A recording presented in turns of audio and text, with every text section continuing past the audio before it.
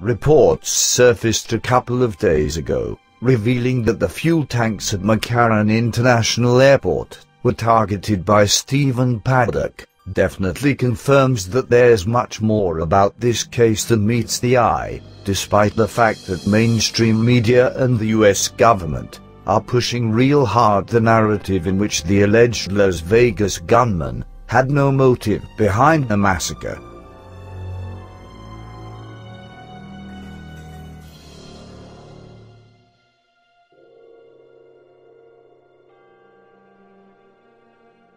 And the reason for their desperate attempt to cover up the actual agenda behind the events in Las Vegas is because Stephen Paddock worked at Lockheed Martin in the late 80s, more precisely for Morton-Thiokol, a manufacturer of solid rocket boosters and NASA contractor, before it merged with Lockheed Martin. Although it didn't change the fact that Morton-Thiokol was responsible for the Space Shuttle Challenger disaster in 1986.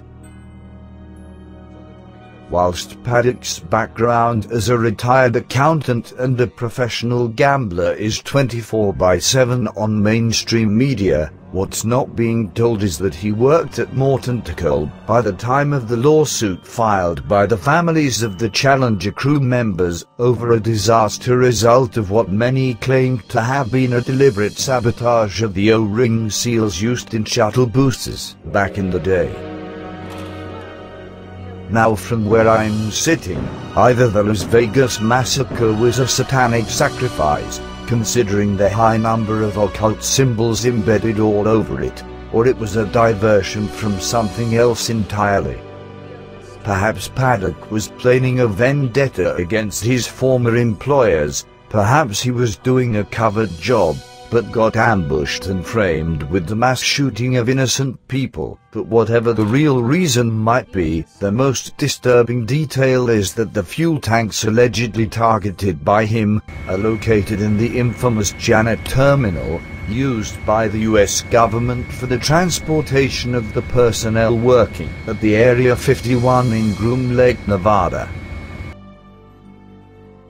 Make no mistakes, this guy was no drifter, no sociopath on the edge, no criminal genius as advertised by mainstream media. He was a company man, a government asset, a liability, and possibly a covert operative in some huge inside job involving casino moguls, alphabet agencies and military contractors. This is not even the tip of the iceberg. Whatever happened in Las Vegas on October the 1st, the rabbit hole is much deeper.